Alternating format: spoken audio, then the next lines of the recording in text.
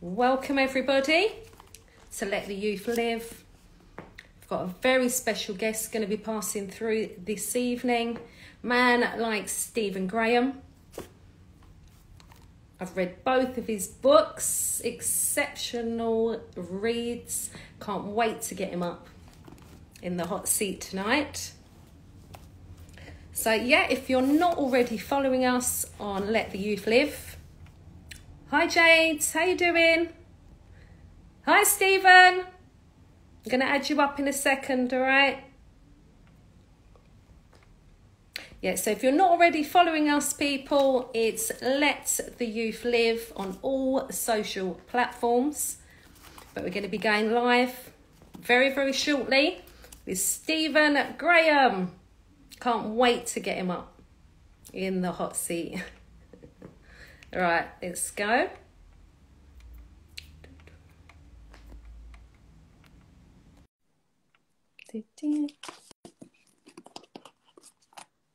Oh, big up to you, Jade, as well. I'm glad you're good.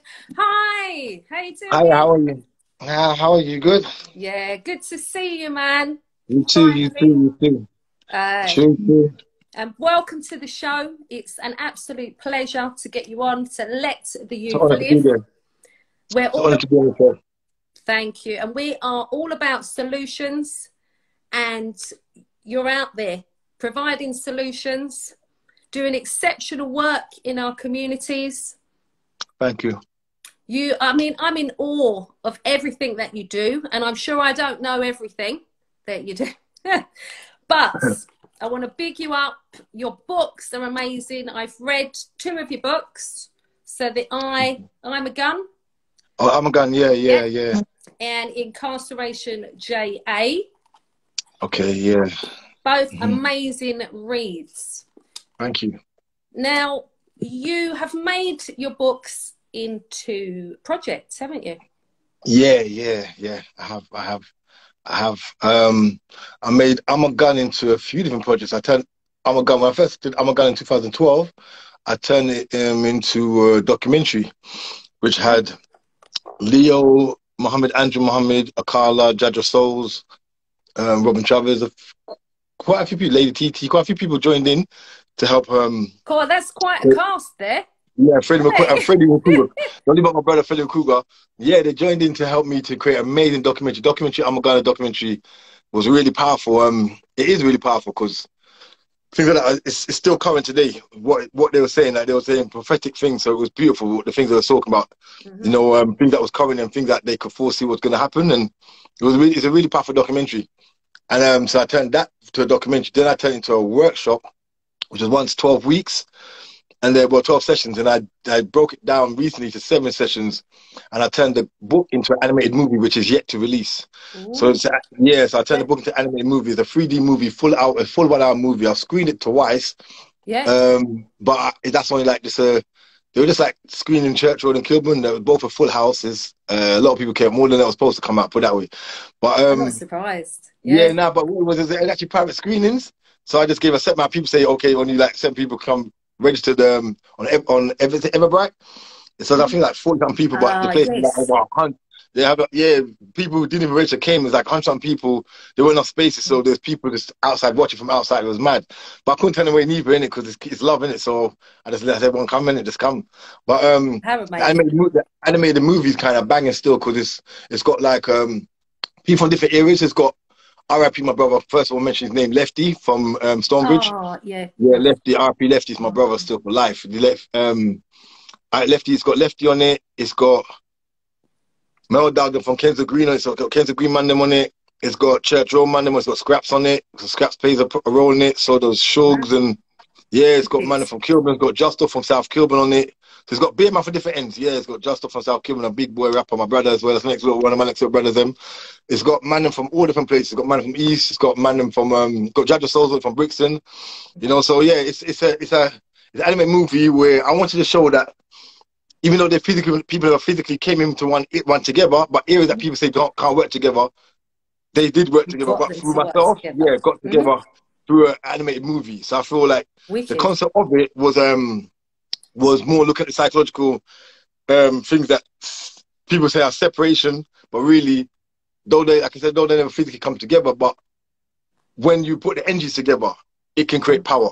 And that was what I Yeah. want to show, that, you know, we are powerful beyond measure, beyond the physical, we are powerful beyond measure. So, you know, if we align our spiritual insights together, we can do powerful things, really. So that's the base of this animated movie. So yeah, that movie I haven't released yet, but it's set to release soon still. I'm talking to a TV station about that, but yeah, that's another story. So How yeah, that's exciting though. I can't wait to yeah, see that. Was there yeah. because I know on your YouTube channel I saw a little clip of an animation. Was Yeah, that that's it. Yeah, that's the ah trailer. yeah, Yeah, that's the man. trailer. So that's the trailer part. Then the trailer part's got like it's got Scraps and a few other people just throwing them, like different people took out a piece of clips. It's got Shugs on it, my brother, my little cousin Shugs, and yeah, it's an interesting, you know, concept to get different people together to you know, just to, like I said, mentally get people in that thought process that we can work together, and if we do work together on a mental tip, imagine if we physically decide, say, we're going to do it. Like, what can stop us as a people, you know? So it's about breaking the barriers, isn't it? Psychological barriers that avoid, that keep everybody at a bay saying, this is my block, this is my thing, and this is, you know what I'm saying? So that was the concept of it still, you know, and I respect everybody for supporting my vision, saw my vision, because that's, again, the love that they showed me, you know what I mean? They support the vision. So that was beautiful. Then, and like I said, I turned into a 7-week workshop, which COVID stopped. When COVID came, it kind of stopped. I had a few schools to roll out into. But then, because that's part of the animation is part of the 7-week workshop, and which is the 7-week workshop covers, it's actually the book broken down into a workshop. So we look at, you know, the psychological impact of violence. We look at trauma, look at psychological trauma, ancestral trauma. The workshop's crazy because it talks about everything. Like we use scenarios from the book about even like we talk, so we have certain things in the book we talk about, and we look at it and we discuss the scenarios and we break it down and we write concepts on it. So it's something that we can actually use in schools and them things as well. Yeah, amazing. Someone was talking to me. I'm talking to somebody right now. Well, hopefully, because I've done it in a workshop way, but for myself delivering it. But I'm actually talking to somebody about. Sure, we're aiming to put in a proper like format that could actually go for the structural, systematical structure. Yeah, so it can and actually be go into rolled school. out. I'm Yeah, envisioning that. that's what I'm talking to somebody right now. So we're in a conversation about that right now. So yeah. So you know, who knows where it's gonna go. But then the Incarceration JA, that's also turned to a workshop which I want to, in God's willing, soon. You know, so hopefully when it finishes writing up and everything, roll that into prisons and that. Yeah, So, yeah, yeah, I can so, see that and yeah, visioning that, man. But I tell you, yeah. really, really enjoyed the book. Well, I've enjoyed both the books. The Thank you. latest one, though, giving a real Exactly. insight To my into life. prison life. To the point, I mean, I've got a friend who's inside now, and you know, he's been complaining, and I said, it's a bit harsher in JA, mate. Like, yeah, I've got a documentary coming out. I was actually supposed to do an interview this week, but big respect to Sean Atwood. Oh yeah, big up to him. Good friend of mine. I'm supposed to do an interview this week, but because of circumstances, family circumstances, I'm not doing it again. Me and Tugger Wall. Me and Tugger Wall supposed to do an interview. Yeah. Because we actually work in a documentary. Me, Tugger Wall, Robin Travers, and two psychiatrists. Robin as well, yeah? Yeah, because we was all in prison in Jamaica, innit? All of us. Oh, right. I didn't realise Robin as well. Yeah, Robin done a little time in Jamaica too. Yeah. So we're doing a documentary basically about the psychological effects of trauma and just looking at the system in Jamaica prison, like Jamaica prison system. That is messed up, it's man. mad out there. It's mad out there. When people see the footage that I've got, because I've got prisoners from Jamaica sending me footage regular. So I've got a lot of prisoners sending me footage. Respect to all those who are inside helping me to get footage. So when people see the footage that's gonna come out, they understand the conditions we're living in. Because it's one thing reading the book, but actually seeing, I can imagine that below human standard. They understand that below human standard, like we were living like below human standard. Anyone, if you go in there, some people went there for a few months. Others like myself went there for 8 years. You get me? But it's a below human standard that is the way we was living. It was crazy. Like the liberty was mad. It was shocking. So shocking. Yeah. I mean, there's no toilet facilities, and that's the basic standard of humanity, to have toilet facilities. Yeah. Do you get me? We had none. We had none at all. And then what you wrote down as well, that you didn't have the toilet facilities, but then you're up against it, depending on who's in your cell. What was that? These? But the bigger one, that's what you have to use and cut, and put yourself in there and go toilet. How degrading is that for a big man? You know, going toilet in a plastic bag and that, it was ridiculous. Then again, if the person don't like you in the cell, then you can't go. So that's another problem. That When I becomes was reading that, I was just like, oh my God. yeah. Like, It's humane. Wow. Yeah. It's crazy. It's crazy. So, you know, thank God, you know, we survived. You know, myself, Robin, and Tug Wall, we came out. We're still functioning because I know people who come out and wait function normal again. You know, they're not functioning normal. They can't get on with their normal day life. So, you know, thank God that we're stronger than that. You've done amazing. The fact you were able to reflect while you were in there as well, to be able to write the book. It was hard though. Yeah. It was hard. But it's a lesson though for mankind that, you know, hopefully they see when they read the book that despite what adversities we're going through, we have to really take that time to reflect on self. You know, and I took that time to do it in a place that was crazy, like literally crazy. Because even the new document I'm putting out, it shows about. Because in my book I talk about a warder being shot. You know, because people had firearms in prison. That is just crazy. They had all the weapons, didn't they? Yeah, the new book, the new documentary we're putting out. I've got the footage of the latest murder happening in prison about a couple months ago to a warder. Yeah, a warder killed a couple months ago. I've got the footage in the new documentary, so it's going to be very explosive. I talk about the prison shooting, and I got the newspaper article for the prison shooting that happened when I was in prison. What got me shipped out of GP and sent back to Horizon. But I talk about the actual recent murder that happened only a few months ago, where the inmate stabbed at the warder with an ice pick and killed him. Wow. I've got the picture of the warder. I've got the picture of the inmate. I've actually got the pictures with the ice pick in the warder's back when he lay down dead. Wow. Yeah. Oh my God. It's really crazy. It was crazy. It's crazy then. It's even crazier now. This is why we're kind of campaigning because something needs to be done because it's not humane, man. It's not humane. That's why we're campaigning. But that's why we're actually making a documentary. We're going to campaign, like show people like this is what's going on in Jamaica right now. In Jamaica, remember, Jamaica prisons, Spanish on GP, were actually they're outdated. They haven't been developed since the 80s. They're still the same condition. Nothing's changed. It's not humane for people to be like live in that condition.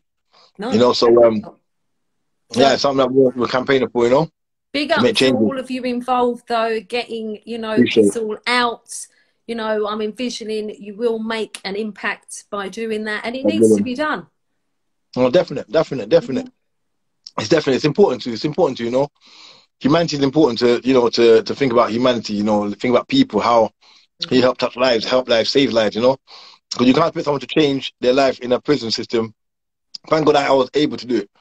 But how to do that when you're not actually learning to change the way you think about life? And especially in a place that's so run down, you ain't going to want to think about changing your life because it's so depressing. Yeah. You know, so my aim is to really help change those things. That's why even with the book Incarceration, I want to go to prisons over here because I want to talk to people. Because it's great you can give people courses. I know a lot of friends in prison. I say they're passing time running, getting their courses, but psychologically they're still traumatized over the things they've been through, or the things they've done. And then again, you've got the things that you can't speak about, which is the deeper traumas, because I always say to people, like I said in my book, the deeper traumas are the things you can't tell someone about, like things that you never been arrested for, or no one don't know about. Yeah. You're not going to automatically, just because you turn your life around, you know, go confess to the world that I did this and I feel better about myself now, because then that's to set you back. You go in prison again for it. So it's like, how do you deal with those traumas? You get me? How do you overcome those situations? It's about teaching people how to really channel within, look at themselves, to find that self-love, to have self-belief, understand self-worth. You know, all these things, it's easy to say. It's so easy to say, oh, I'm going to change my life around. But it's so hard to do. It sounds so easy massive, to say. But isn't it? Like, it's massive. Yeah. It's like looking at it. Probably anyone will do. It's easier to run. It's easier to run from yourself than actually to look into yourself. You know, it's easier to pass the buck and blame somebody else for your problems than even to accept that, you know, you could have made that change. Like I said in my book, my father, I was young. I was only 8 when I really noticed the abuse. But even that, I said in my book, after a while I stopped hating him, I stopped being angry with him, because the anger I had for him and the hatred I had for him, it was only eating me up. It wasn't not that it was eating him up, it was eating me up more than anybody else. So the reality is, I learned that the outcome of my life was always on me, not for somebody else. Do you get what I mean? So that's what it is. I had to let that anger go to allow myself to live and be free again. And it's like the same thing with any situation, no matter what's going on, whether somebody's affecting you or is things around you affecting you, or even you're affecting yourself. You have to learn to forgive yourself or forgive others. And I don't mean forgive others that you have to be friendly with them or party with them, but learn to let that go and focus on you and drive yourself. And I think, that's the key. And it's so easy said, but it's so hard to do because someone's hurt you so bad. You're innocent. You're young. I'm a little boy. All I wanted was love. I just wanted you to hug me and hold me. My dad's not around.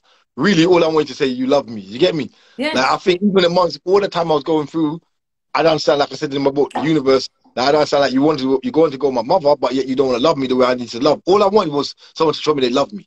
Do you get what I'm saying? If you told me you love me, it would have been a bit, things would have been totally different.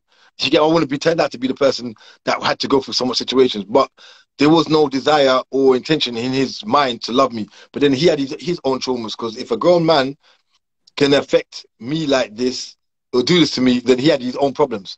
And I worked out in prison that he's got his own problems. I don't have to be looking at judging, like carrying the anger for myself. He's got his own problems. Exactly. And I think, and that was really important, that it's his, it's not mine. And I think we need to be taught that when we need to learn emotional control. We don't learn emotional control in society. Society doesn't teach us that. Nowhere, no time, and no how it doesn't teach us emotional control. And sadly, most of us don't learn that in our homes. By emotional control. Yeah. A lot of our parents don't have it themselves. Things bother us, things upset us, and we lose the plot. Lash out, and then the kids see that, so it's like, ooh, well, do you get me? So, me, like I said, I never ever judge our community. I don't judge people what they do, but I just say we need a lot of self-reflection. And on that note, I've got a podcast series coming out soon as well, where we actually discussing serious topics like this. So soon to release a podcast series where we'll be talking like these kind of things, like, again, child abuse, because it's something that's really, it's touching. It's a very topic that no one likes to speak about. It needs talking about, and the law as well into it, because that's definitely a part of the law that that is messed 100%. up. 100%. So this is what so we'll be talking about some real hardcore topics. And like I say, I'm never here to judge my community, because I'm not the first. I'm the first one to not judge, because I've been through everything. But it's about making that awareness and giving people feeling comfortable that they can actually make a change, because it's hard to even accept, or you hear something that's touching it can bring a trigger in you that you either run from yourself or you just want to switch off, like, I don't want to talk. Do you get me? And it's a response that most have, and I understand where that response comes from, because a lot of us have been through things that we don't want to talk about, or we just want to just keep pushing on in life. But for me, it's really important that discuss it, and I try to discuss it in a very open and beautiful way that people can relate to. So the podcast I'm doing is with this lovely, wonderful artist friend of mine. So we got a podcast series coming out. Who's the artist? Amja on Facebook, on Instagram. You can find her Amja Abashli. She does art. Yeah, she's an artist, and she's also got a radio show. Oh, wicked! Yeah. So the first series coming out soon. No date yet for the first series, but then we've got a backlog of podcasts coming out, range from different topics, but all topics that can help the global community, because it's about awakening and helping the global community. Because you get me? So the things that I'm finding, that the things that need speaking about, they're the things that aren't being spoken, are they, Stephen? It's mad. It's mad. It's so I'm excited for that once you start this new podcast. But I mean, you've done loads of documentaries. Do you want to talk us through, some of the documentaries that you've done and the places that you've travelled? Wow, all my documentaries are all self-funded. So I just want people to know, I ain't been funded now. No one's funded none of my stuff. Yeah, all my documentaries, all my things I've done is all self-funded. And again, I ain't got a lot of money neither. It's not that I got a lot of money, but I'm very smart with my money. Yeah, that makes sense. And plus, investing in yourself. Yeah, and I work more than, I'm sure, I don't know if you've been on my website, but I do like personal training. I do I teach loads of that. You've got loads, man. So I do a lot of different things. So when I make my money, I invest my money back into myself and in the community. So most 90% of everything I got, my music studio, all that stuff, all that is self-bought, self-funded, and then I just invest my money that I've worked hard for back in the community. So that's all it is. It's just like my money back to the community and God's blessings after that, So my documentaries, well, I've got documentaries. I've traveled to Jordan, Morocco, Lebanon, Palestine, Egypt, I went recently. I was in Europe. I was in Europe. I was in France and that. I was yeah, to France. I've done Chicago as well. I've done 3 in Chicago recently. That was before the whole pandemic. I did 3 I did 3 documentaries then. And I was supposed to go to Chicago and actually do some more work. I was actually supposed to be in Chicago working right now with 747. It's a gang called 747 Gang, but they're not a gang like, yeah, but it's not a gang like it's not like a gang that speaks about violence and crime. They are, don't get me wrong, they have lived that life. I'm not going to say they haven't. They live that life, but they're about making change and transformations. You know, in fact, one of the guys from a gang called Shorts, he's one of my good friends. You find one of my Insta Shorts. He's in my documentary, Chicago documentary. He opens it up. In fact, the Chicago documentary I put out on my YouTube channel, he's Shorts. He's family to the artist that died recently in Chicago, the King Von. Yeah, that's his family, and he's from the same neighborhood, Inglewood, and he did the amazing thing in Chicago that no one's ever done, really, to have a peace treaty for about a few months. I think a few months they had a peace treaty for. Oh, they did do it, yeah. Yeah, he done it himself. Wow. Like, he's got a lot of respect in his block. He's got a lot of respect in his block. He was on the streets before, you know, and he's turning his life around. He does a lot of stuff for the youth. So Shorts, like me, Shorts, and a few other brothers, Big Mo and that, we few of us work together, you know, Chico and that, we do we plan some serious stuff, helping young people. You know, like I said, no one's perfect, no one's got a perfect life, but we're supposed to do some powerful stuff in the schools in Chicago and that, using my same Iron Project, because they wanted some new programs that would be different from what they're used to. Because I was going to say, you've got a lot of different programs, haven't you? Because I went on your website and there was loads. I got loads. Do you want to talk us through which ones what you've got there? What projects? Okay, I got the name I got the Iron Project, which is again the animated cartoon and 7-session program. Yeah. It basically covers every aspect of what's going on. But traumas, violence, friendships. Well, we look at relationships. We look at relationships. When I say relationships, I don't mean just interrelationships. I talk about friendships or relationships between parent and child. We analyze relationships and how people deal with relationships, and we look at the crossing of borders. Because in the book, for instance, an example of it is in the actual workshop is there's a part where I forget the girl's name in the book, but she talks to I forgot even the character in the book. She talks to her husband and asks him, you know, do you have your machine on you? And they got their little son Malachi. And so in that little chapter, we bring out that little chapter to say, okay, she knows her husband always has a gun, and she knows he got Malachi as a little son. Right? And then the question would be like, you know, do you think it's a wise move that she's just so calm that he does his gun? So we discuss it, and some people say, nah, she's wrong, some people say, right. But I say, but hold on, let's analyze this. Because I don't like to judge, I like to look at scenarios. I say, okay, but she may have had an upbringing where she never had no partner, or like no father figure, and this man's coming to life and he treats her like a queen. Amazing. But he has these little street side of him. He's from Jamaica. So he doesn't treat her bad, doesn't do ill treat, but this is what he does. And in the not having someone protect her all her life and psychologically traumatized by her not having a father go around, she's now allowing this man to have his firearm around her because she understands that she loves this guy so much she doesn't lose him. But at the same time, so that's one scenario, but at the same time, she's putting her child at risk. Yeah. At the same time, him himself not understanding that that's a part of his street code because he grew up in the ghettos of Jamaica, but he's not realizing that the risk he's putting to his family and then the ways of the system of England different from the system in Jamaica. Because you can live in the gas in Jamaica and police ain't going to come to your house for a firearm unless they directly know. But in England, it's easier tip off and they'll come. Do you get what I'm saying? So we break down different scenarios. So we look at scenarios and instead of saying, just look at, oh, she's wrong altogether. No, let's look at why she might be doing things. Because if we don't understand the why when people do things, we can never fully understand the situation. And the problem is in our society, we like to always quick judge. Oh, that's wrong what you're doing. Oh, that's bad what you're doing. Oh, it's true, isn't it? But we don't look at the deeper level of things that why are they doing it? Because until we understand the why and what causes it, then we can't deal with it. There's no solution there. It's only just a surface dealing with we're judging. So I'm a man, I like solution based in it because I've been through more than I can really talk about in my life, or even more than I can even express in my book. And I know that there's a lot of situations that led to me doing certain things. A lot of situations led to things happening in my life, to myself and other people. So having analyzed that and look at the many different forms of things that's transpired in my life, I realized that we can't just be so quick to judgment. Oh, that mother, like, for instance, a mother's taking money from a child. Let's give an example. In my book, I talk about it. A mother takes money from a child, and you say, well, that mum's wrong. That child's selling drugs. Mum should be taking it. From the natural eye, she is wrong.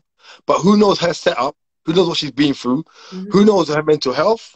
Who knows economic shock she's going through? Who knows what the government? Who knows she might be rent arrears, down on rent arrears, and she's getting pressured by local housing. Plus, who knows if social services in her life and social services are threatening her because the child's not doing certain things that he should be doing, and the social services are coming down on her because they do that as well. Yeah. We don't know the underlying issues, and until we understand the underlying issue of a picture, we're never going to heal. And this is the problem when we're looking at dealing with family dynamics. Yeah. People just quick to go in and say, "Oh, wrong, this." No, let's look at it. Let's unpeel everything and look at everything properly, and then we can start realizing what's really going on. Yeah. But I think because that's a lot of time consuming and people don't want that, they just want a quick fix.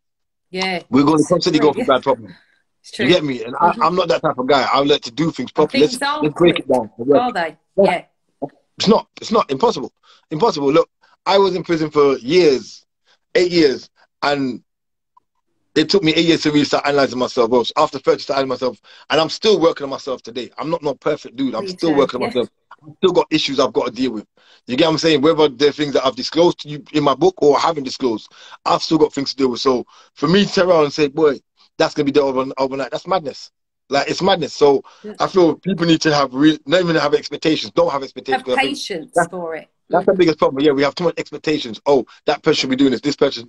No, you don't know what they're going through. So let's really say we really have community support. We really care about the community, because a lot of people say they care about the community. I'm not saying, again, not throwing words, but we have to then be patient with people if we really care. Like, work with someone, understand they're going through their own things, and it's not just so easy that they can just say, oh, I'll stop doing this, I'll stop doing that. Or, you know, it's deep. Not so as easy as that, yeah. No. Look at the deep situations and really just, like, you know, break it down. So for me, I find that really, like, it's consequential to me that, you know, we really take time and work with individuals and really allow individuals to know that we really sincerely care. Yeah. You get me? Because a lot of people got their back up. A lot of people, even between friends and friends, you're my brethren, but there's certain things about, I don't know if I can trust you. Do you get what I'm saying to you? Or you're going to have a backup about certain things. So everyone's got this kind of paranoia about something. Do you get me? So allow people to really feel like they can actually confide in you, like you got them 100%. Yes. You get me? And that takes time to build. Yeah. You know, so yeah, it's just the way I do my thing. I don't really, like I said, I don't rush into when I work with a family, I work with a young person. We work for a hot minute. And if I'm working through social services or something, even when my contract with them might be done, my connection with the young person still keeps going. You get me? So I got young people who call me who I've worked with like a year ago, and I'm not getting paid for them, but they still call me. I'm like, well, I go on family. You get me? Because they become my family. So yeah, boom, and they tell me everything, and you get me. So I feel it's important that we know there's no quick fix to certain things. Yeah. You get me? So yeah, it's just for me, it's just important that we take time out and really just, you know, give it all to our people when we're doing what we're doing, you know. And you are doing amazing. I love the fact, you know, that you work with the families as well, because it's, you know, it's all aspects, isn't it? Yeah, 100%. So big up to you, and bless you for all your work that you're doing everywhere for the young people. It's and we need it, you know. So with solutions for now, what are your solutions for right now for what is going down on our streets? Like, literally to save lives right now. There's not one solution for me. There's loads of solutions, and they're all steps. Like, the first thing is to understand, for me, like this, I look at like this. I try to really analyze what I'm doing, and I want to, like I said, there's no one solution now, and I want to be very clear that there can never be one solution, and every solution has to be adapted, depends on the situation. Like, for me, everything, like every little step that I do, from my sincere, and it's what I want to do. I work with people, I always teach people this, that everything you do, success, everything you got to do, you got to own it. First thing is own it. You get me? You got to learn to teach people to own things that they're doing. and this is a solution that change. Even if I got to meet you and he's real gully, and he makes me to that appointment, I make him understand, bro. Like, he's like, blood, the day wasn't crap. I said, no, it wasn't crap though, bro. Because you're here today, right? You mean, so yeah, but the day was rubbish. I said, no, forget about all that's rubbish. Look at all negative. I goes, brother, look, you reach here. I go, you got to own it, bro. You didn't have to come here, innit? You didn't have to make it here. So you make him understand that the fact that you made it here, that little step that you took, most people look at success in it. They think of success is when you achieve this massive thing, but you're mixing success and achievement together. It's wrong. Yeah. And achievement and success are two different things. Exactly. The connection. Yeah. To get there is a successful act. Yeah, it's a successful act. So I'm a person, I try to make people own every little thing they're doing it. So if I talk to you and he's like, blood, like, I want to hurt this man, or this man's getting me mad with it. And I'm like, nah, blood, did it. And he's like, for real, what he said made no sense. I tell him, bro, it's not what I said. I said, it's what you acknowledge what I said. It's not me. I just said something to you, but you acknowledge, you took it. So I turned it back on him and make him feel powerful that he can register reasonable conversations. So it's about, for me, my biggest solution is always to let a person, whoever it is, whether it's a child, a parent, or understand that the response I'm get from them, it's not based on me just because I've said something to you that's positive or my thing. That's just me trying to take ownership and bigger than myself, and that's dead and that's rubbish. It's more about making that young person realize that because the fact you can relate to what I'm saying to you, take ownership of that, innit? That's yours. Don't just look at, yeah, blood, you made me feel this way. No, but you reciprocated the energy I was giving you. Don't leave yourself out. So I like to let people feel good about themselves. Because it's not feeling, isn't it? It's not a forced thing, it's a real thing. If you've done something, let you take ownership of it and own it. Don't just give it back. Don't put it back on me. Put the energy on yourself. Like, because energy is powerful, and energy is powerful more than people can understand. People don't understand. We're energetic beings, innit? Like, naturally, you can't see the breath that keeps you alive. If you hold your nose, hold your mouth, you're gonna die and you'll suffocate. You cannot see the force of energy that keeps you alive. God said, I brought breath in Adam. You can't see the physical breath that keeps you alive. But I would say, like, it's like, take ownership of it, innit? Like, no, it's there, innit? So what you can't see is more powerful than what you can see. Technically, what I'm trying to say to you. You know what I'm saying to you? So I want people to take power of what they can't see. They can't see themselves, but now I'm going to make it to yourself, innit? Take ownership of it. Like, learn to love yourself. So for me, solution-based starts as small as that. As small as allowing people to take ownership of things that they're doing, or the way even a little thing that, I was going to do this, or I didn't do that, I didn't do this. Just the fact you didn't do it, take ownership. And if you've done it and you think, I'm sorry for what I've done, bro, the fact that you're sorry for what you've done, it shows there's a maturity there, there's this. Let them take ownership for it. Do you get what I'm saying to you? So then that's how I like to. I like to make people take ownership for what they're doing, so they feel good about themselves. Number one, a feel good factor is the key in life. So for me, that's paramount. But then on a different note, solutions could be, again, like I said, it's the steps of solution for me is not small. It's every small thing going all the way up. It's not just big solution. Like, I know where I want to go. I want to see mankind. I want to see peace in the earth. That's something in my heart. You get me? That's written in my heart. But you get what I'm saying? Yeah, now I want to see peace in the earth. Black, white, and Chinese people living in harmony. You get me? The ungodly, and those who don't want it, they won't get it. But those who want it will find it. And I want to see that. But the reality is, so I know I want to see the future thing. But every little thing I do, like, for me, I own. I don't walk around boasting about it, but I own the things that I do. Like, I honor that I do, and I'm thankful God has given me the opportunity to do what I do. And I want people to do likewise. I own what they're doing. And so when I work with young people, I like I said, back to them, take responsibility to own it and feel good about the little things they do. So I feel like beyond just the ownership is doing the workshops I do with them, is, again, a way to help young people. But then again, for me, also a big thing is supporting other people doing other things as well. Because a lot of people doing other things, I don't like to boast, or I don't like to talk about it, but because it's not even boasting. In fact, let me rephrase that. To saying that I support other organizations isn't boasting. It's a proud thing that I'm proud that I see the value in that person, what they're doing, and I'll support them.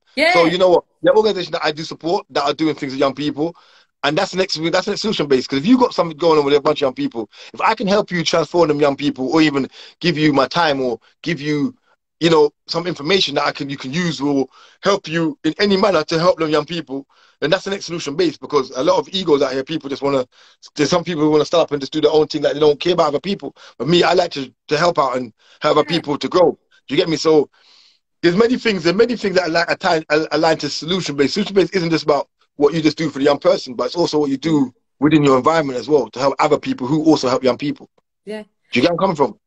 So that's also a part of the solution base, because me, I'm willing to always collaborate with other people. I collaborate with other people all the time. I'm behind closed doors for a lot of things that people do. Do you get me? And I don't have to say, yeah, I was behind closed doors doing that. Do you get what I'm saying? People know that I support them. You feel me? And it is just that. I'm just there. They need young people. They refer to me and say, yo, we got young people. If they got a young person they can't work with, they think it's too much, they bring it to me. I won't say, they couldn't have that young person, so they give that young person to me. It's not that situation. Yeah. What might be tailored more for me, what might be tailored for me might be tailored for them. What might be tailored more for them might be tailored for me. So again, it's about knowing your roles as well. So you're talking about solution based, it's also knowing what you're doing as well. Because I don't want to take like someone else to me. Like, I'll be real. Someone said to me, Stevie, teach me business, how to build business. I can't teach someone that, I'll be real with you. As much as I do filmmaking, I do bookmaking, I just do it organically because I'm just wired to just do bare things. I'm just wired like that. I don't know. God bless me. I'm just wired. But if you tell me sit down on paper, pen, and do, I don't even do that. Even right now, I'm posting some treatments. I don't want to talk too much about it. I've been talking to some like some stations and that. Yeah. I've been blessed by somebody. They told me to write a treatment. I organically do everything I do. I just go, grab cameras, it's all in my head, and I just go snap, snap, snap, snap, snap, and it always works. Do you deal with the filming then? Do you do your own filming? Yeah. Editing? I do my own film. I got a filming team. I do editing as well. My boy, I got my editing partner. He taught me it was my nephew's best friend. One guy, big up Damon the Dork on Facebook. So called, on Instagram called Damon Dork, but he's not a dork. He's just a bright guy. Damon is my he taught me how to edit. This little Irish guy, he taught me how to edit. You get me? He's my nephew's best friend, but now I stole him from my nephew. So yeah, because he's just amazing. So he's helped me, and he taught me how to edit, and that was my first documentary I did was Northeast Africa: The Hidden Truth, about the truth about Northeast Africa, what they call Palestine and Jordan region, and I did the editing and Damon did the final editing and all the effect stuff and that, and he taught me how to do, how to edit, and from that I've just kept going. You get me? But he supports me anything I need. His extra help, he supports me. He's my web designer as well. He's all my web design and that. So he's part of my team. Your site looks wicked. Yeah, thanks. Yeah. Well, my site's got exact. Damon works. I don't want to expose his personal thing, but Damon, he works for like a massive corporation in the UK. So I love that. Yeah, he's a big boy in this business. So having him on my side, whenever I need something, anything like website or any visual you see. I'm still doing everything on me ones. No, listen, but I admire that because I haven't got people think I got a massive team because of all the things I'm doing. Damon's my main source. Damon and the next guy called Mo. That's really my real team that I've got. I do so much stuff and things, but it's not. Most of my 90% of my graphics, things you see, whether it's my website or my book covers or anything, it's just Damon. Yeah. Do you get me? So our team's not massive, but we work like hard working. We got a mad team. Sometimes Damon will do his job and he's coming to do my job as well. But it's devotion as well. He doesn't. I'm not saying necessarily he believes everything I believe in, but he believes in the vision. Yeah, and that's what you need. Your team to have that. Yeah, he believes in the vision. That's for me. That's the world. Like we have the same spiritual culture or same this or that, but we have even the same culture. You get me? But he believes in the vision. He understands the vision of love and peace for all mankind. He understands that vision. So he's with me 100% all day long. So it's about collecting spirits and getting the right people, right energy, right mindset. It's about the race, the culture, whatever. If people can see what you're really trying to do and they believe in you, and then that's Damon. He believes in me. You get me? So anything I want, like people look on the website and say, oh, how much you spend? I won't tell you how much I did spend. I don't go, I spent money for it because I still got paid because you got family to live, got to survive. But people on the website looks like would I spend 10, 15 grand on it? Yeah, easily. I spent a couple of bags, but not as much as that. Far no. I've got a lot of people around me. Though, man. I thank God for people I got around me, so it's that beautiful thing, you get me? So I can't complain. I got this recently I've got an engineer, because I've got a studio, I've had a studio for years, but I couldn't fully use it properly. So again, I've got a young engineer who joined the team, and so I do some work, and I'm looking more engineers to join the team anyway. So anybody out there who wants to get involved and wants to help us with some music and that, because I do everything. Like anyway, to play the message of truth, but I do everything. I do music as well, innit? So see, I didn't realise till recently. So when I went back on your YouTube, and I was like, hang on a minute, he raps as well. And I love the tunes as well. So definitely keep me in the loop, send me music, for the shows. I was doing music before I went to prison. I was locked up, I was I was actually I established myself pretty well in the music industry. I was doing tunes with like my cousin Sparky Rugged, he's a big reggae artist over here. I was part with some Jamaican artists. I was really doing well, but I was into Cape Town on Monday.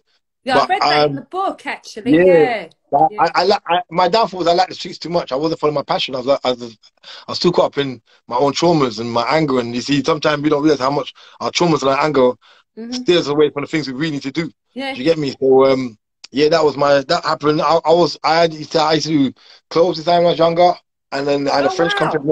Yeah. Yeah, I had my own little French design and clothes design.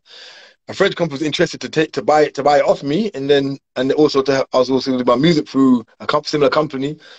I was actually going to be signed to Zombia Records, which is part of Jive, but I didn't. The Zombia in Wilson, that was just in Wilson. In Wilson, Zombia was in Wilson. I was going to be signed to them, and then I go in prison. So you know that. Yeah, but everything happens for a reason still. Exactly, you know, but, it does, doesn't it? Yeah. Now, I've got a lot of plans. I've got a lot of plans. You're gonna see a lot of stuff coming out from me, So I'm back. And you've done loads already as well. Like I said, I'm just in awe of everything. Yeah, no, I appreciate it, man. I just keep going. I mean, I believe we're multi-dimensional people, innit? We're not linear people. We're multi-dimensional. Everyone's got more than one skill. I mean, we're naturally created with more than one energy. You've got even your body system. You've got the muscular system, the nervous system, the skeletal system. You've got different systems in your body. Why should we only have one? Just do one thing. Yeah. That's not the way the human nature works. You get me? I know people say jack of all trades and master of none. That's not true. I believe you can do many things and do them very well. Yeah. Richard Branson taught us that. Richard Branson himself done that. He does music and he does trains, does everything. What does he do as an individual? It's about believe in yourself. Believe in yourself, and you can do many things. I don't believe in just doing one thing and just be passionate about one thing. That's not true. I want to teach people I want people to learn to love themselves. That's my biggest drive. Solution thing for me is people learn to love themselves, because when you love yourself and you start loving all the qualities about yourself, you realize there's many things about you that you can do in life. Not just one thing, or just live to work for somebody all your life and then pay pension money when you're dead, when you're old, to go back into the pension people. And that's craziness. Like, I know many people, are not to call names, but I know people are adults who have money, real good money, but they've never lived the things they want to do. I got a friend who wants to go French Alps. I'm like, bro, why don't you go skiing? Like, what's wrong with you? Yeah, but that's too late. I'm like, right, but look, you've made money for all these years and you've never done what you really love to do when you're younger. You saw about doing. People do that. You got people in jobs just to say, and again, I'm not fighting anyone for doing it. I just want people to reflect on life.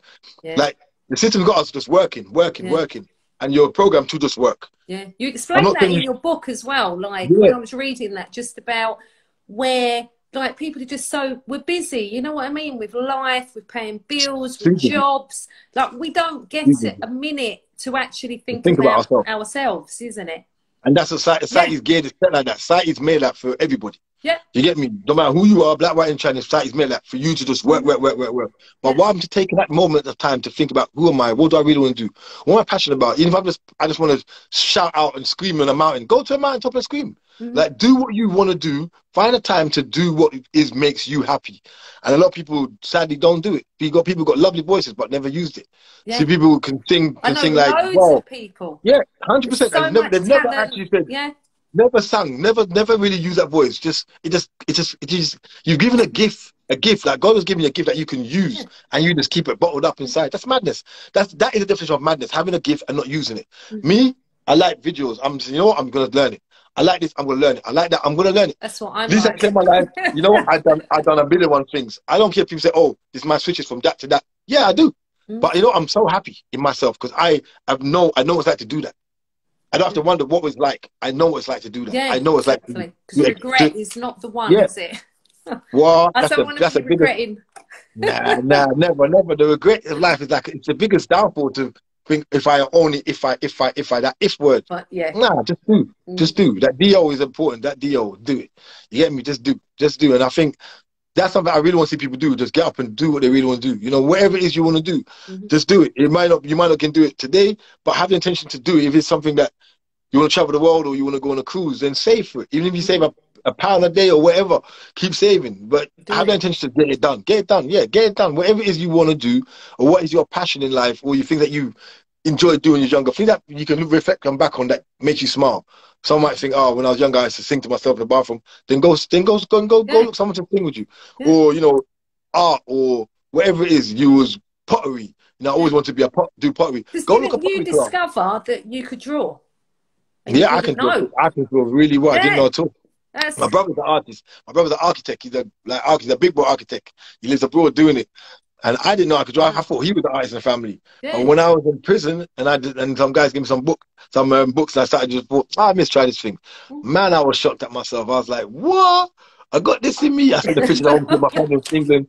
You know, it was a beautiful feeling. Like, I didn't know I could draw. I did not know. You know, Mhm. and that's the thing is, there's so much things we can do that we don't know, but we No, don't give ourselves time to we explore. don't And have the time, do we? To yeah. this is what I want people to do. I want young people, I want people to, like every young person raps. It's not wrong with rapping, but if you think about it, if you can rap, then you can do poetry. If you can do poetry, if you Yeah. can rap, you can write a book. Oh, Like, talking of poetry, because that's what you started on, wasn't it? yeah, Oh, yeah. there was. I listened to some wicked ones on your YouTube. They were Yeah, yeah. sick, man. You know what? I've actually got a poetry album coming out. I've got some. Well, I'm doing a poetry album, but I'm going to read some poetry songs next year still.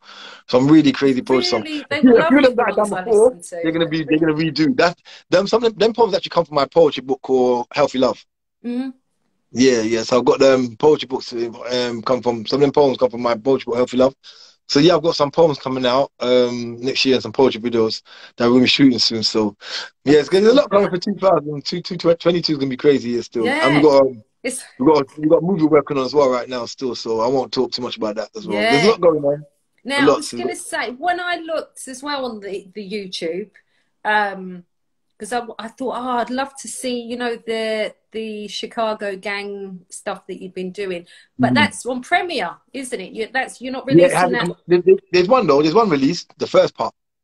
The Ah, first part, okay. yeah. There's part one released on my channel, but part two and three are premiered to release. They actually was released before, and I withdrew them back because I'm talking to some people right now about it. So I'm in a conversation with some people about the part two and part three, to release them on their platform, which is a really big platform, which basically around those things. Because for me, it's not an ego thing. You know, I don't care about just putting it all on my platform just because it's mine. If I can get a maximum reach from somebody else who's Yeah, got a better platform or bigger platform that can get the word out there, then let's do it. If it yeah. means you take most of the money from that comes in, or we half the money that comes in, and I lose But revenue, you want who that cares? message out there, yeah. The message out there.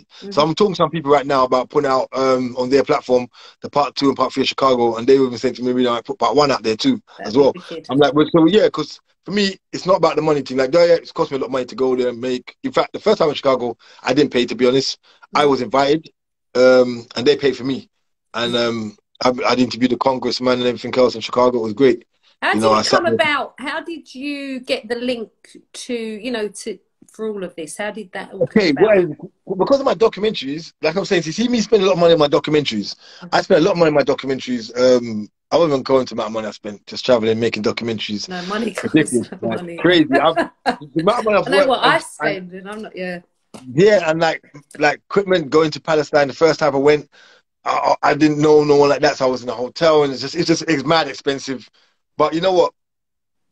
Then come back and editing and everything else. It was financially a lot, and I've been doing it for years and years. But when I look at the comments I get, sometimes you get trolls, but the comments you get when people say, "You touched my life, you opened my eyes to things I've never known." Black and white people say to me, "Oh, we didn't know this was going, we didn't know this, we didn't know this. Wow, this is history." Because I'm doing what mainstream media is not doing.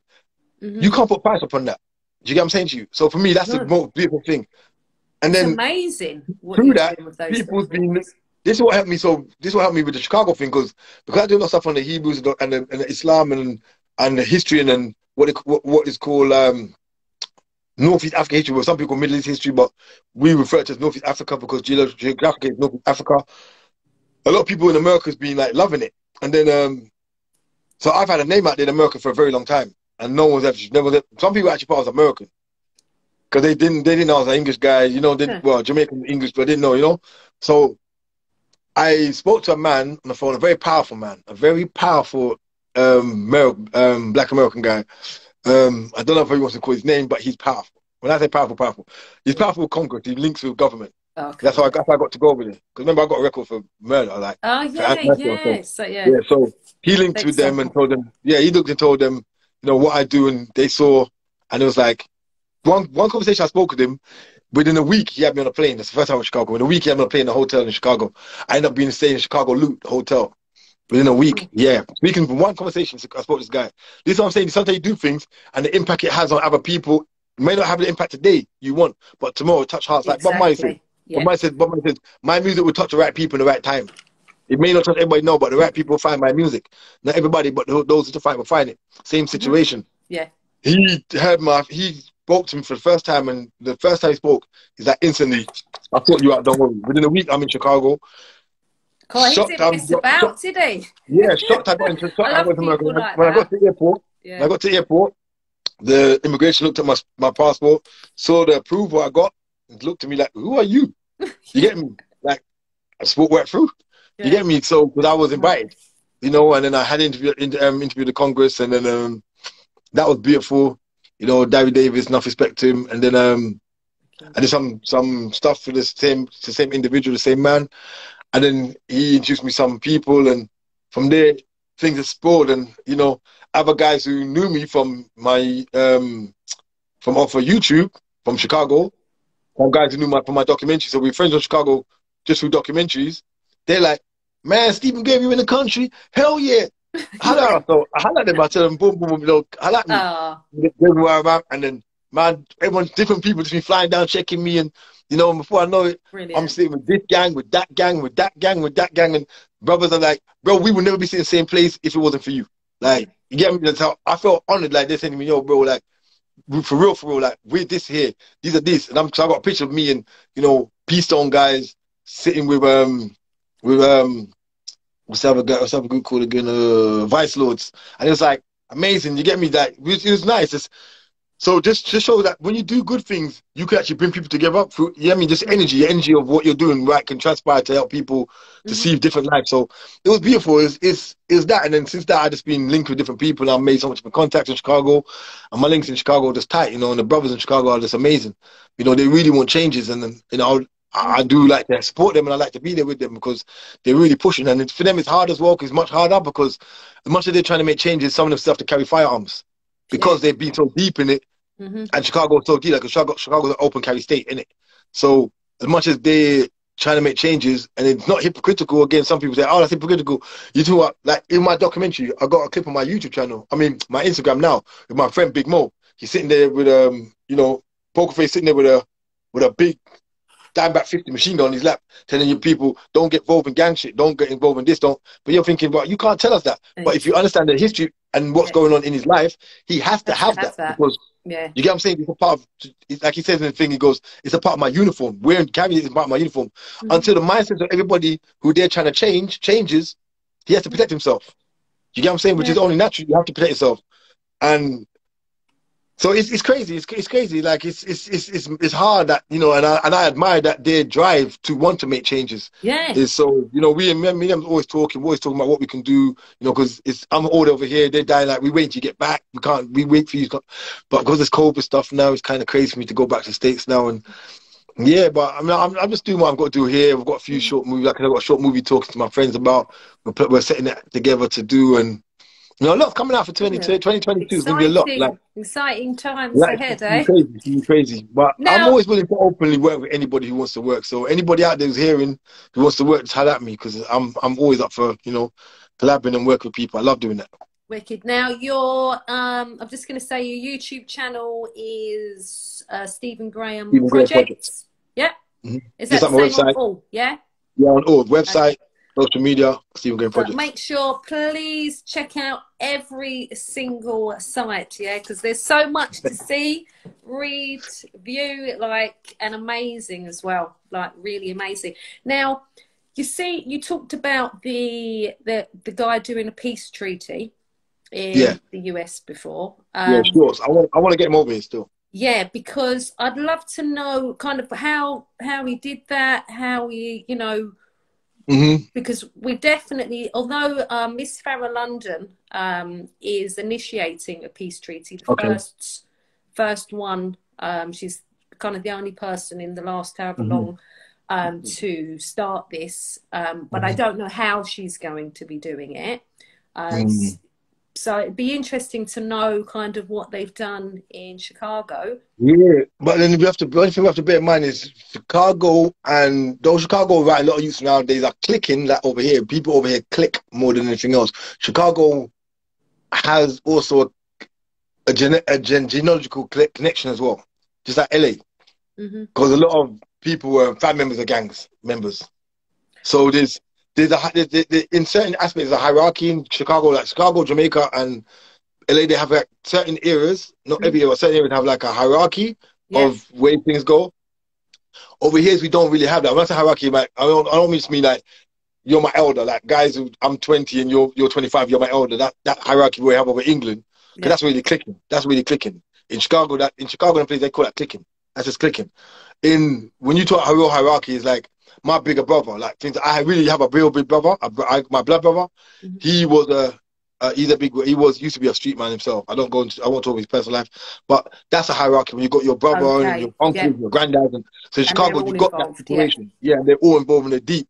You get me? They were involved, even though they're no longer in it or they're dead or whatever, but they were involved. So there's a hierarchy in like Chicago and Jamaica and things where you come from a certain area, you got a family that's involved in certain things, and might not be all your family members, but certain members of their family involved and friends, and so it's like there's like certain orders. Over here don't have that structure. UK don't have the structure like America. We don't have the structure. We think we have it, but we don't have that structure like America. We don't really understand the structural system that they have. So there's a big difference between looking at a model, because a lot of people want to look at Chicago model, LA models, and try to use them in UK. I'm not saying I'm not saying everything about them you've got to throw away. I'm not saying that at all. They've got really powerful models, but we got to look at the infrastructure of how things are. You know, like even over here, I did a presentation on Monday recently at one youth club, and I explained to them between gang and street culture. I said to them that in England we have a street culture, not gang culture.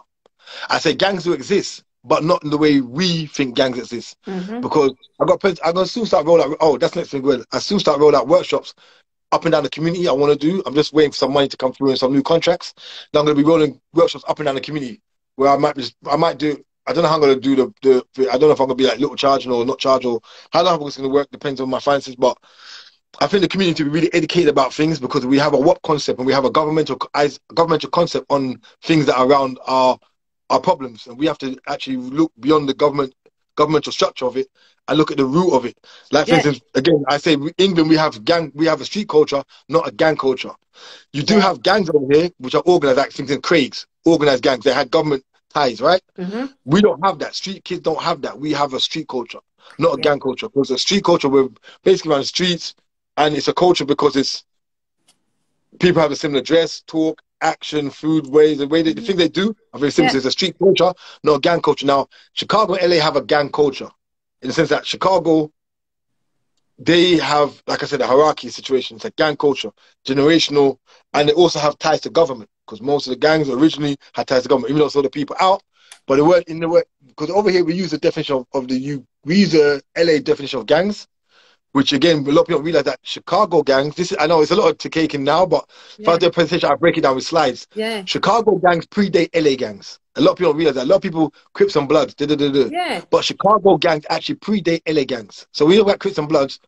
When Crips and Bloods just formed, you already had Vice Lords in Chicago, you already had Peace Zones in Chicago, you had all that in Chicago, the Peace Zone Nation, you had all that in Chicago a long time before any Crips and Bloods. You had the Black Nation in Chicago, which is BDs. You had all that was in Chicago before LA even had their Crips and Bloods. Because that was like, LA's Crips and Bloods, I think it was 70 something. Chicago was like 50 somethings in the 40s. So it predates LA by far in the gang concept.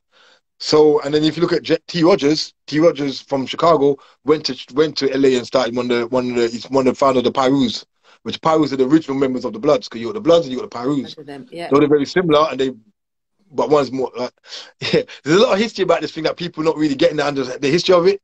So, and then if you look at the word Bloods and what it really means, it wasn't about the violence that people talk about, because Bloods was more about brotherly thing, and so was the Bloods. Sorting out the community, wasn't it? Yeah, there's a lot of misunderstanding. So we look at Chicago gangs, even like in my documentary, the third part series, one of my friends, his Hebrew brother, he breaks it down crazy. He talks about the Star of David.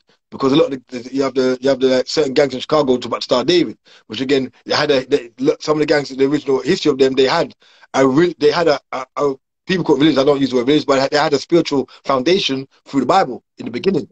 Yeah. But again, through corruption, like with anything, drugs and things bring corruption, and that's how it spores. Because like everyone knows Jeff Ford, which is a woman, Mina Matthews, amazing sister. Again, she's an amazing woman. She does a lot of work in Chicago.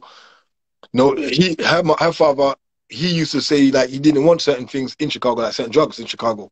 Do you get me? So, and then that's why the government put him in prison, because they say they lied on him and said that he tried to, you know, destroy, he wanted to blow up America with him and Gaddafi, which is not true. But Gaddafi saw the vision that he was going to do and was going to support him to help uplift the people.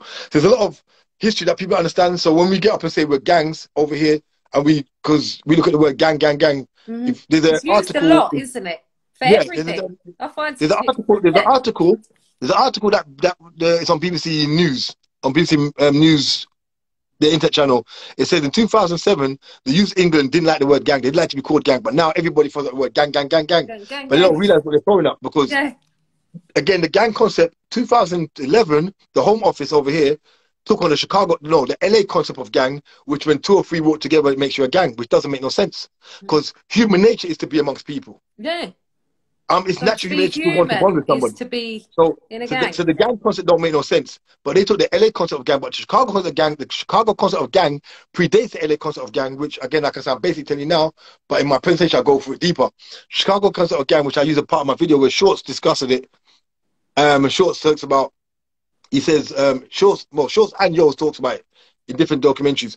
And Shorts talks about, Chico as well speaks about it.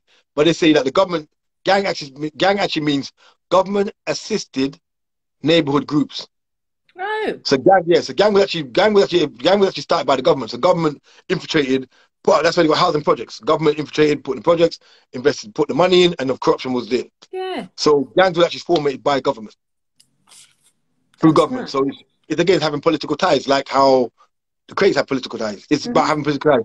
Street kids don't have political ties. No. They get manipulated by big organizations, like music organizations, like, you know, music fraternities and that. Yeah, that's what I was going to say, actually, to do with they don't have government ties. So we need to stop shouting the word gang like we know what we're talking about, because we're only going by construction that was made by government, technically, not that by government to manipulate us, not the actual construct of when they created the word gang and what they meant when they said gang. And plus the word, if you look at the word gang as well, it's a negative connotation anyway added to the word, because you look at gang, 3 batches come together, become a mutual bank. It's a gang of banks. We look at people working at train lines, a gang of workers. Factory workers, a gang of workers. So again, it depends on the connotation and wordplay. So if we're not intelligent to understand the wordplay, then we're going to get manipulated all day long. Do you get me? So, and it's something quite simple. You know what I mean? Just to change that word. Yeah. I mean, look, back in days, a man said back in the olden days, when you say I'm feeling gay, he was happy in it. Now it means something else. You know what I mean? So words changing with connotations. So we got to understand when things are changing, why it's changing, the time is changing with, and how it affects us. And when we understand these things, then we become more awake, more not even more smart, but more awoken to what's really going on around us. Because a lot of us are not the blinkers. We're not really actually seeing what's going on. When a word's changing, the connotation behind the word changes, then there's something to it too. So we got to understand what that change is for. Yes. Do you get what I'm saying to you? Yeah. Like Beyonce made that word brutalicious. It all of a sudden it became a part of the dictionary. Brutalicious. You get me? So when you're throwing words in and changing words, what's the meaning of this word and why is it coming into the use and what's the purpose of this word? Do you get me? So it's about really understanding, you know, the words, etymology of words. It's about being intelligent. It's like we need to take responsibility for ourselves and learn to re-educate ourselves. This is why I want to do workshops around the community, up and down the country. Like really we want your workshops everywhere, right? All over the UK, worldwide. God willing, I want to do it, man, because it's just about really, and I don't know everything, but what little I know, I want to share. Do you get me? Because people need to understand, like, the levels that we're doing. A lot of us are still fully not understanding the systematical construct that we're actually in. You get me? And the system is apt. Like, it's the system. That's the only way we're going to make changes. Is to change that system. Yeah, and to change the system first time begins with us.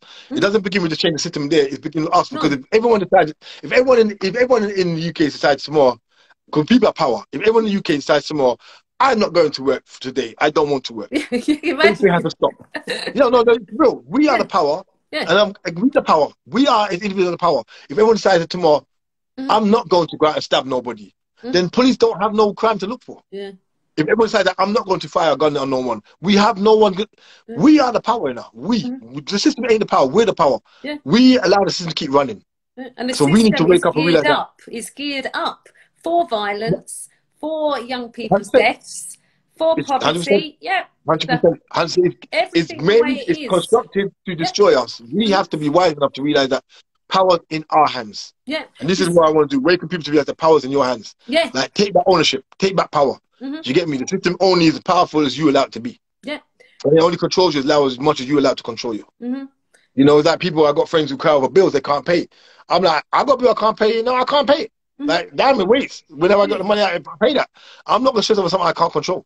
Yeah, because there's so many What's not in things my that power are to out of control, our I can't stress control. over it. Yeah. Yeah, that's what I'm saying. What's not in my control, why should I stress over it? And it's not about, being, you having no care attitude. It's not about no care attitude. It's about my mental and emotional health is more important than anything else. Mm-hmm. If I can't deal with this bill right now, I'm not going to pay. And it's not being like I don't care. I'm Just defying the can't system. pay it. Yeah. It will get paid. Yeah. It will get paid, but when I can pay it. Yeah. But I'm not going to stress over it. Yeah. If I've got to take my partner out for dinner and that day comes, I don't have the money for it no more because we've got something else come up. Then, baby, we can't go dinner. Let me cook something nice at home.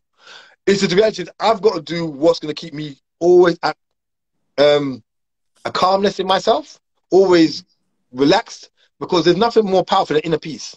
Yeah. Like, my inner peace is more important than anything else. Yeah, it's lovely, isn't it, when you find it? It's so priceless, good, man.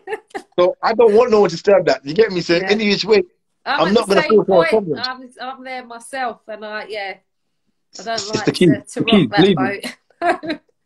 Trust me, honey, it's not the boat to rock. Not the boat to rock. I don't want to rock. I want my calm seas and my boat just relaxed. You can't be that. I don't want my boat to be rocked. I just want it to be that. So Bob Marley said, don't rock my boat. You know, I don't want my boat to don't rock it. Love my boat. Yeah. So yeah, that's me. I just like to be easy, chilled, love my life, and just give thanks, man. I'm here in it. I'm alive, and that's the most important thing. Yeah. That's what really me in a nutshell. Mm-hmm. But to you, I like what you're doing though. That the thing regarding to bleed control. Bleed control. Yeah. That is Tell something. me about that. Yes, that is something that many years ago, when I was looking at, like with the amount of young people dying, looking into like what's going on, like our children are dying actually on the street. They're not making it to the hospitals. So 100%. So I was like, hang on, like, is there anything that could be done to keep them alive? So I did research and discovered there wasn't really anything here. It was all in America, apart from a lady that I came across, Lynn Baird, who I'm working with now on this nationwide campaign. But literally, where I was doing research, trying to find, what should be in a kit, what do you need? Is it, the right standard and all that? I was offered a couple of kits that weren't good quality. That one of them had nothing in it. It was extremely cheap. I happened to speak to Lynn about it, and she was, oh my goodness, no, but this is what you need. She'd already done all the kind of graft. She had got kits together, got the West Midland ambulance to approve one kit. I think she put about 6 together. Where she lost her son a few years ago, it was 1 stab to the chest, catastrophic bleeding. He was right next to the hospital. He didn't make it. So she looked into it, and her other son's a doctor, and he said he needed the right equipment that would have at least kept him alive. So she's been campaigning for years, and she's doing, she did amazing. She's put them all over the West Midlands. She's managed to put one in Glasgow, one all over. They're starting to go into a lot of places over the UK. But it's always been something I've always felt is a solution. And I feel and I know that it will save people's lives and keep them alive. I'm not confident, one, that ambulances make it in time. Even if they do, you still could be a few minutes out because you have like between 3 and 5 minutes before you bleed to death. 6 to 7 minutes if you're lucky for an ambulance, but I'm hearing it's more like 15 minutes. And if you get into an area where it's not safe, the ambulance people aren't even allowed in. Yeah, that's what I think about myself, yeah. Yeah, so that in itself, literally they need to be everywhere. Like every street, you know, like just as a standard. To be honest, they should be law. I have written, because that's something I've got other people writing to their MPs about it as well, because at minimum, pubs should definitely have them, without a doubt. It's something that I want to see, you know, on every public building with people in it. They should really ideally be with defibrillators, which I didn't really realise, didn't really dawn on me as much except in the last year. But that's, you know, a perfect life-saving kit. It's giving someone the chance of staying alive. And the fact, you know, like what you talked about in your book, you know, where, you know, people are losing their lives, but they've not even been able to reflect on their life, make changes. You know, this is something that, you know, people will be able to, you know, stay alive, be able to reflect and make them changes, you know? Yeah, 100%, 100%. That I think it's amazing what you're doing still. See, the public cabinets, they're I mean, we've only got one in the London community so far. I want them in every London community. So I've got the GoFundMe. It's been very slow, but I'm determined. We've literally got the money for Peckham, their cabinet, so that's going to be happening soon. But the pros with that one, with the cabinets, is that anyone can use them. You don't have to go and find them. They're there. And you can be given the code, talked through what to do, and whoever's there first on the scene. So when you say cabinet, you just put them in a community, in a cabinet? Yeah, so you have the bleed control kits, but the only ones we have inside them are the ones that are approved by the London Ambulance Service. But in the cabinet, you say, like, you're going to put like a cabinet in a community somewhere. Yeah, like yeah. So I've put one right in my community in East Dulwich. We've got the first one. So yeah, so literally, it could be a road traffic accident. It doesn't have to be somebody who's shot or stabbed. It could even be an accident. And the other thing, I think people aren't really aware. You know, like even household accidents. I heard of someone recently pulling out their washing machine and cut on the side of it and done an artery. So even for in your household, you know, like for the actual kits, but the cabinets are the ones, because they are 24/7. How much do they cost to get these things done? Right. If you don't mind me. Yeah, it's for a public accessible cabinet, they're £600. The kits on their own are £96. So to get the cabinet and everything inside of it that's needed, £600. Yes. And then you put the cabinet. You sit the cabinet somewhere in the community and leave it. Yeah, but it's so mad, right? I have to get permission, right? You have to get permission to put these cabinets up. And it's surprising how hard it can be with the council. We're gonna have some conversation. We got some conversation. Me and you have some conversation off here. Yeah, trust me. A lot to say. But yes, but I've got that determination. I've got the vision. I know it saves lives. You know, and I just want to get them out, and I just want to get them put in, because that's not, like you said, there's loads of different solutions. I'm trying to, with this podcast that I've been doing this year, I've been looking more at what we can do to save life right now, because too many are dying. It's out of control. We can't expect the government to do anything. They just want to argue about stuff. You know what I mean? If it's an argument, they get involved. We know we can't rely on them. It's very hard. I mean, the right people seem to be coming to get on board. But, you know, we've looked at patrols, because we know some boroughs are doing their own patrols, but I've got a little issue with how safe it is for the people doing patrols because of the weapons that they're up against. Yeah. That was the injuries that people are getting now, why they're maybe not making it to the hospital because of the types of weapons that are being used. They've not got a chance. They have no chance.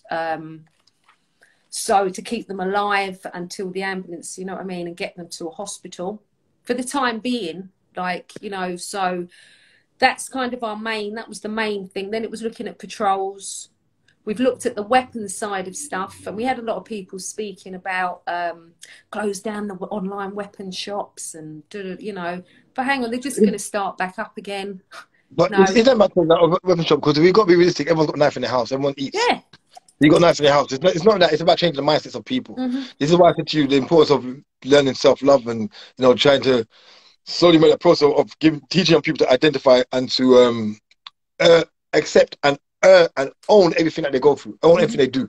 You know, start find some self-worth, because weapons is easy to get hold of. It's about that change. But I'm really, really keen to have a conversation with you, a proper conversation with you about those kits that you want to establish, because it definitely that's important. Like the lady, like I said, Lynn, that I'm working with, like, she's done all the research. The kits are A1. They're exactly what they use on board an ambulance. They're registered with the ambulance service, so you know where they are. I'm actually trying to look into maybe getting an app so we can actually see where all these life-saving things are as well, and see, you know, where else they need to go. Sky's the limit. I'm definitely feeling. I definitely need that one needs. I need to finish. Some needs to be North West London, where I am. Yeah, definitely. You're like literally like, I'm raising money. The money I'm raising was just to get them out. Like, I know Hackney's, like, that's a big one. You know what I mean? North West London, Miles and Stonebridge, Kilburn, those places I need it. And to be honest, I keep saying. I mean, I'm reaching out to artists. You know, I'm saying, like, this is like a wicked gift you can give your community. Do you know what I mean? Like, I was gonna say, we're gonna talk. We'll talk. Yeah. We'll talk. Wicked. We'll talk. We're gonna talk. But yeah, so that was like, so that's like one of our main solutions. And once that, you know, that's all in process and it's all, you know, all the boroughs are getting them, and, you know, then we can actually concentrate on some of the other solutions, because there's so many. As I said, there's not one solution. Like I said, I think it's important that, going back to what I said originally, sometimes solution isn't just about what you're going to do, but how you can even aid somebody else to do what they're doing as well to make it happen. Yeah, because there's many things that need to be done. Because, you get me? So I don't think it's just one, you know, because like I said, I do my part with my documentaries, my stuff that I do, my youth work, my this, my that, and, you know, sometimes I offer free personal training to people. Depends on, you know, what they're going through. I rather they come train with me than go out and do something else, because they got no way to release their attention. And the attention, so everything's always about money. You get me? But it's all money, isn't it? Everywhere you look, it's all to do with money. It's all money, but sometimes when you got to help somebody, it's not always about money. Because if I can stop a young person if a young person is frustrated or a parent's frustrated, and I can give them a free session in the gym, that's good. That they can have someone to talk to, do a little workout, sweat out. That might just prevent that parent to go home and being angry at that child, or take out a child, or, you know, might make that child not go out and do something to somebody else. So martial arts are brilliant. What do you do? I love martial arts. You did kickboxing? I've done Muay Thai, Muay Thai. I've done Muay Thai for 19 years. Oh, man. That must be sick. Taekwondo. I do Taekwondo. Okay, Taekwondo is banging. I've done Muay Thai, I've done a little Krav Maga, Jiu-Jitsu, Jiu-Jitsu. Oh, my God.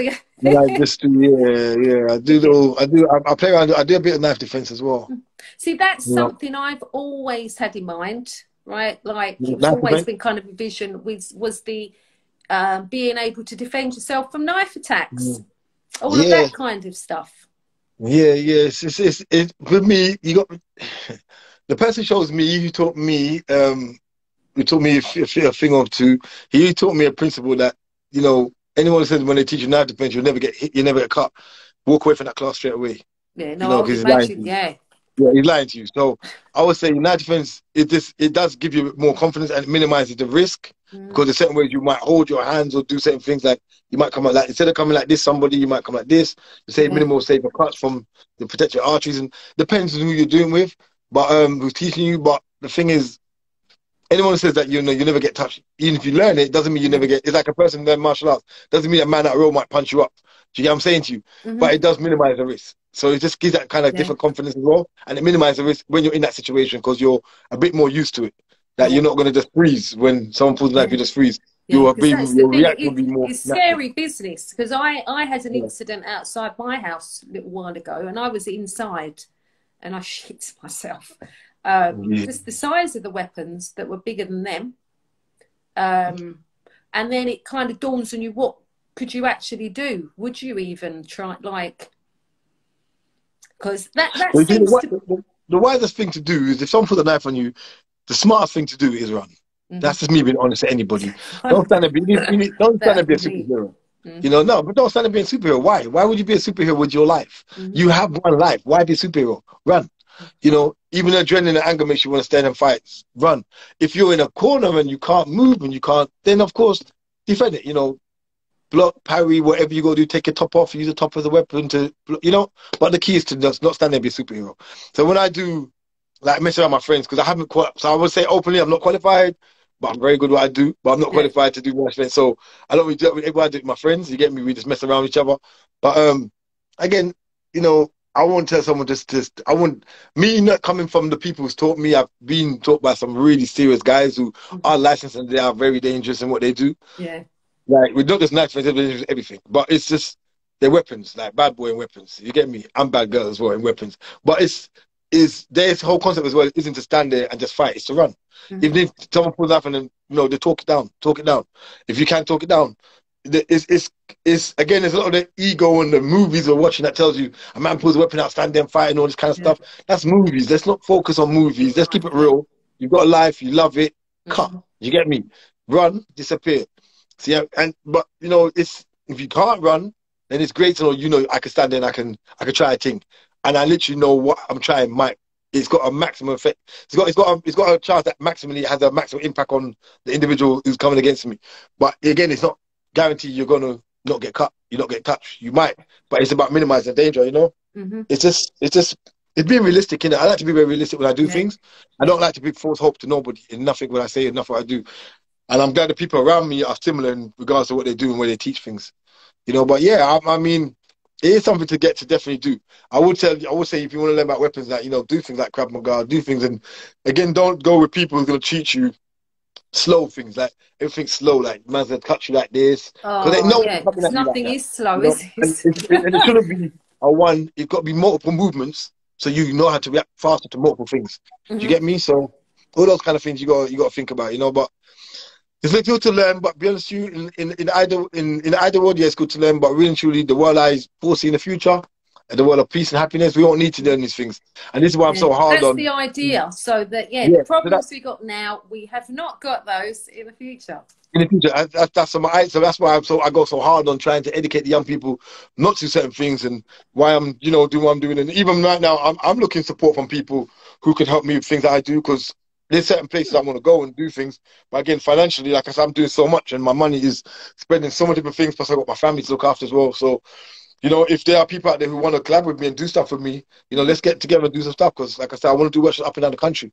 I have ideas of doing that, you know, because I just really think our community is very miseducated. You know, the community, the global community in London, very, not just London, all over London, Scotland, Newcastle, Glasgow, a lot of people are very miseducated about reality of life and what we're going through. You know? It's true. So they have a what idea. So let's re-educate the people then, so they can actually look at life different. And then who knows, you know what I'm saying? Like every individual comes together to do things, the more people come together to do things, the easier things become. Yeah. Do you get me? Yeah. The more people that come, Well, you know, it's about making that change, man. So that's, to me, is key. That's really important for me. So that 2022 is going to be crazy, because I'll be doing the workshop up and down the place. I can't wait. I'm so excited, man. Documentary's coming out. The prison documentary will be out This year, that's coming out before this year. That's coming out before. That's coming out next month. The prison documentary, Jamaica Prison. That's gonna be crazy. Like, Oh mad wow, yeah. crazy, mad crazy. That's coming out next month. And my short movie will be out next year. Poetry album, poetry singles drop next year, and the EP will follow it. And some reggae music coming out soon as well, like next year. There's a lot going Oh, on. so Like, much, man. yeah, a lot going on. So Just proud of you, man. Like, thank you, man. amazing. And you're just so inspiring, Appreciate it. motivational, man. Yourself, likewise, though. That's why I actually chose to come on your show, because I know a few things about what you do. That's why I came, because I don't just do talking for the sake of talking. It's a waste of my time. Yeah, I'm people like hear my that as voice. well. I don't just do any interviews. I'm very You got to be cheesy, about mate. something. You got to show me you're really about this thing. You know, you're not just doing it for the ego and pride. You're doing it because you're doing it. You get me? And that's why I said we're going to talk about your because I was talking to actually my partner today about she knows you anyway, but I won't talk about that. I'm talking another time. She knows who you are. And you helped her with your city, say no group. She knew you from then. Oh, But we're talking. okay. We're talking. So off there. So that nationwide back in event. the I had the vision I had for that. I mean, I put my all in.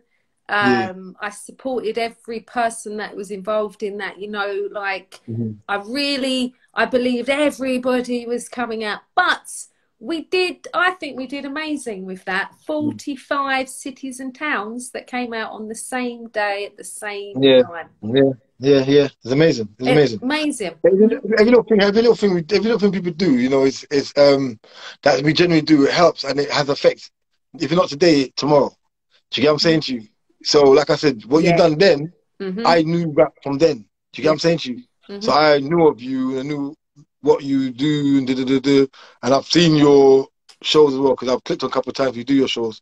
If you don't have to stay, I don't stay on social media a lot. You get me? So I did come on post like, because I've got too much going on, so I don't really sit on social media. It's like that, I know. Yeah, I've listened to you, so I know what you're about in it. So for me, it was like, okay, it's an honor to come on your show in it, because I know you're really about. I'm honoured to have you on here, man. It's so good, man. Seriously. So good. So, but definitely, we need to talk about some stuff off the air, you know, especially what you're doing, and we'll talk and see how we can. It's been an absolute pleasure to have you on. I hope I covered everything today, because there was just so much. Like, man, there's so many talents. It's all good. Wherever we covered is what we covered. It came from the heart. We spoke to each other from the heart, so it's all good. Yeah. It doesn't matter. We covered enough. You know, the heart touched the heart, so it's all good. It's all good from there. So have you got mentoring this evening then? Because I know you're doing that evenings. No? Yeah, I do it mentoring in the evening sometimes, but no, this evening it's a straight recording. I've got stuff. I'm actually looking at my studio now. I've got studio work this evening. I've got to edit my documentary. I'm actually going to get some rest, because I was supposed to finish the documentary by Sunday, you know, because I was supposed to be on show, like I was supposed to be on Sean Atwood's show Sunday. But, you know, me and Tugger were, but unfortunately, you know, situations, family life, something's happened, and I've got to take care of that situation. So I've just kind of put that back, because, again, you can't save the community if you're not saving your own family life. You get me? It doesn't make sense. Yeah, you know, so exactly. I've got to prioritise that. Yeah. I just want to, I'm a person, I believe in, it's not always easy to do, and it's not always can be done, but I want to get my own house in order as well at the same time. And if we got problems, not bad problems, not negative, like someone's done anything wrong, but we've got things going on where, you know, maybe someone's not feeling well or something. I want to make sure I can take care of them. I want to make sure they're not I'm good for them. Of course, you know? So that's what it's all about, man. Yeah. So it's so I've got that. I got a few things to take care of, so we just put it back for a bit. But you know, God willing, it's going to be. Everything happens for a reason, because it gives me. I don't have to rush to get this documentary finished. I can wait. And I've got, like I said, I've got mind-blowing footage. When people see the conditions we lived in for the 8 years, people gonna wonder, how did you come out of prison and go straight to college? I came out of prison, and maybe I came out of prison and went straight to college. No, I came out of prison in 2006. I went to college 2007. And I graduated from college 2007. I went to university 2008. Now, people see the condition that we lived in, they're gonna be like, wow, like our condition we lived in was ridiculous. If you see the cells and it's gonna be the shocking, walls I know. are mildew, smells. the walls, the walls actually stink. They stink. They smell foul. If you kneel against them, you get liver spot, like your body starts. And then bug things as well, man. Oh man, that was disgusting. Like, uh, there's times in my food I had like ants in my food. I had to blow it out and eat it because I got nothing else. oh You get me? God. Like when my early time I was suffering, I had nothing else. The ants were there, and I just had to have my food and just get into it because it No. is what it is. Your roach might run through your plate, and you just gotta say, "Roach, roach, No. eat shit." But we gonna eat that food. Or you starve. Like it's one of the mad ones. It's crazy in prison. It's so unhygienic, but. Yeah. I'm here, I'm alive, I'm well, you know, thank God for that. And, you know, I can do what I'm doing, I can give back to the community and, you know, and yeah, but like I said, it's not easy because I work like 3 jobs, 3 different jobs, like to get the money, and then I put all my money back in the community. So it's not easy what I do.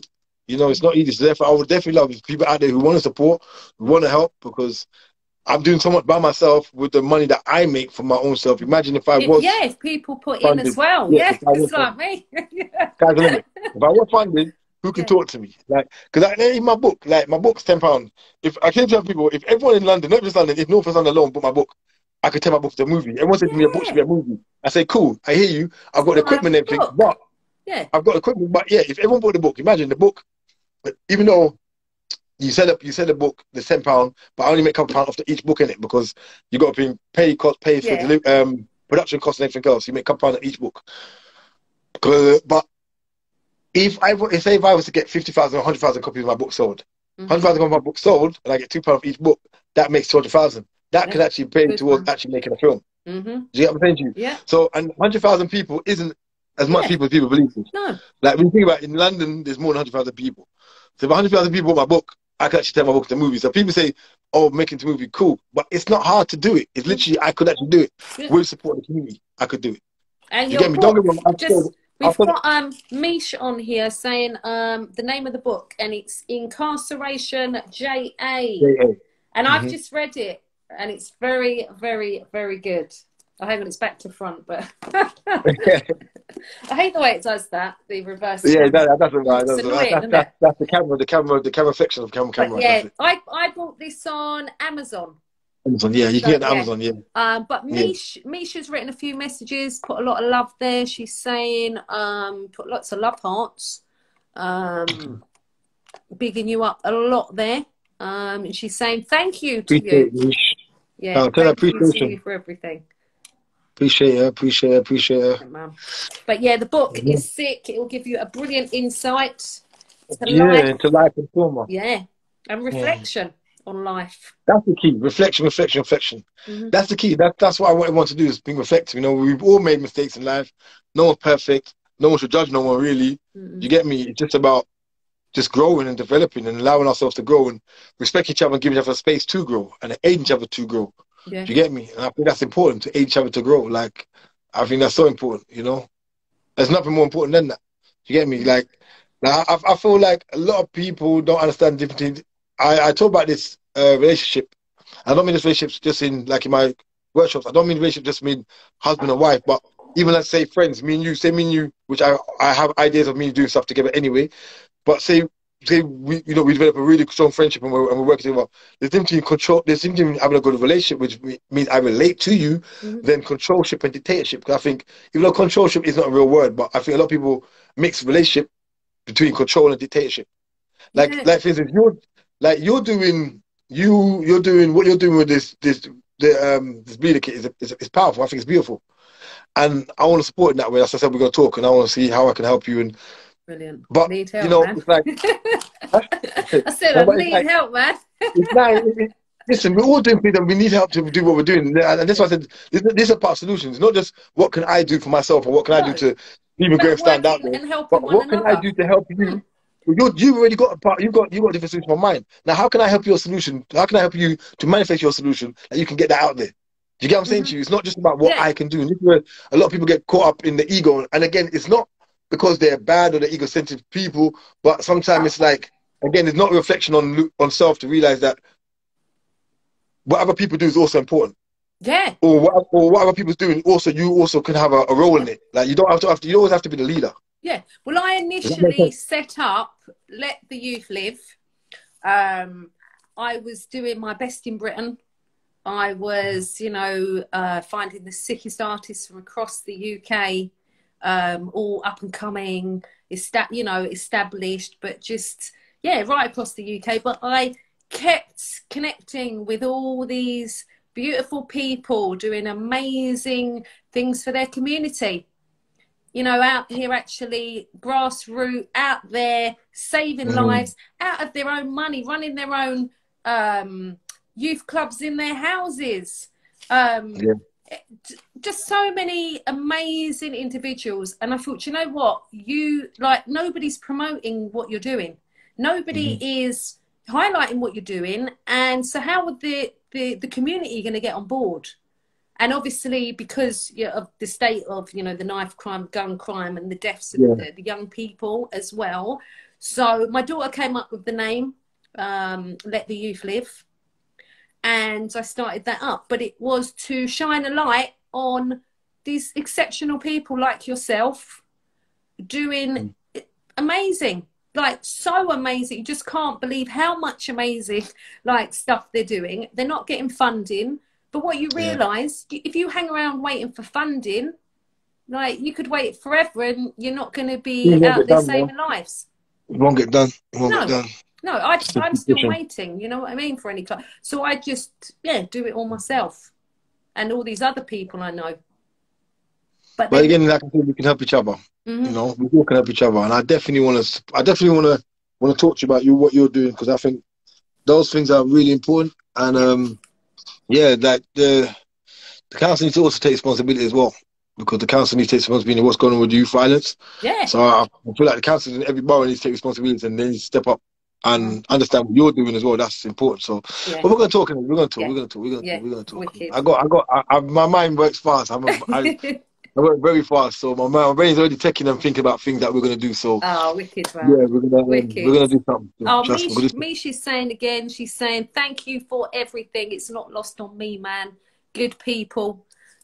Yeah, we're gonna do something. So, you know, you've got my number anyway. Yes. So, off the air, highlight me, and we're gonna talk about wicked. Yeah, structuring something, and then we'll get things moving. We'll get proper stuff moving. Wicked. Yeah, and lovely to have you on tonight on the show. Yeah, it's been a real blessing, real pleasure. All right, and looking forward to working alongside you going forward. 100%.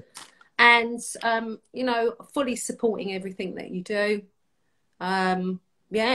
So big up to you, man. Like I said, very proud. Just keep doing what you're doing.